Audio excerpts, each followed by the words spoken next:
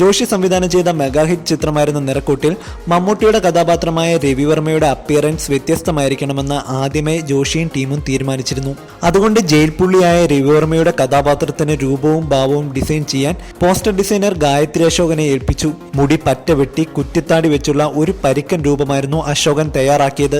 അശോകന്റെ സ്കെച്ച് കണ്ടപ്പോൾ മമ്മൂട്ടിക്കും ജോഷിക്കും വളരെ ഇഷ്ടപ്പെടുകയും ചെയ്തു. നിറക്കൂട്ടിന്റെ ഷൂട്ടിംഗ് തുടങ്ങുന്നതിന് മുമ്പ് ബാലു മഹേന്ദ്രയുടെ യാത്രയിൽ അഭിനയിച്ചുകൊണ്ടിരിക്കുകയായിരുന്നു മമ്മൂട്ടി. നിറക്കൂട്ടിന്റെ ചർച്ചകൾക്കായി മമ്മൂട്ടിയെ കാണാൻ ജോഷിയും കൂട്ടരും ബാംഗ്ലൂരിൽ ഷൂട്ട് നടക്കുന്ന യാത്രയുടെ ലൊക്കേഷനിലെത്തി. നിറക്കൂട്ടിനു വേണ്ടി അശോകൻ ഡിസൈൻ ചെയ്ത മമ്മൂട്ടിയുടെ സ്കെച്ച് യാത്രയുടെ സംവിധായകൻ ബാലു മഹേന്ദ്രയ്ക്ക് ഇഷ്ടമായി. യാത്രയിലും മമ്മൂട്ടി കൈകാര്യം ചെയ്യുന്നത് ഒരേ ജയിൽ പുള്ളിയുടെ വേഷം തന്നെയായിരുന്നു. യാത്രയുടെ ഷൂട്ടിംഗ് കഴിഞ്ഞ് നിറക്കൂട്ടിന്റെ ലൊക്കേഷനിലെത്തിയ മമ്മൂട്ടിയെ കണ്ട് ജോഷിയും കൂട്ടരും അന്തം വിട്ടു. ഒട്ടയടിച്ച തലയുമായിട്ടായിരുന്നു മമ്മൂട്ടി വന്നത്. തങ്ങൾ പ്ലാൻ ചെയ്ത വ്യത്യസ്ത ഗെറ്റപ്പ് മറ്റൊരു ചിത്രത്തിൽ കൂടി വരുമ്പോൾ നിറക്കൂട്ടിന് പ്രസക്തിയില്ലാതെ പോകുമെന്ന ടെൻഷൻ ജോഷിയെ പിടികൂടി. ഒടുവിൽ അതിന് അവർ കണ്ടുപിടിച്ച ഉപായം യാത്ര റിലീസ് ചെയ്യുന്നതിന് മുമ്പ് നിറക്കൂട്ട് റിലീസ് ചെയ്യണമെന്നായിരുന്നു. രാവും പകലും വളരെ വേഗത്തിൽ നിറക്കൂട്ടിന്റെ ഷൂട്ടിംഗ് പൂർത്തീകരിച്ചു. യാത്ര റിലീസ് ചെയ്യുന്നതിന്റെ 8 ദിവസം മുമ്പായി നിറക്കൂട്ട് തിയേറ്ററിൽ എത്തുകയും ചിത്രം വൻ വിജയമായി മാറുകയും ചെയ്തു.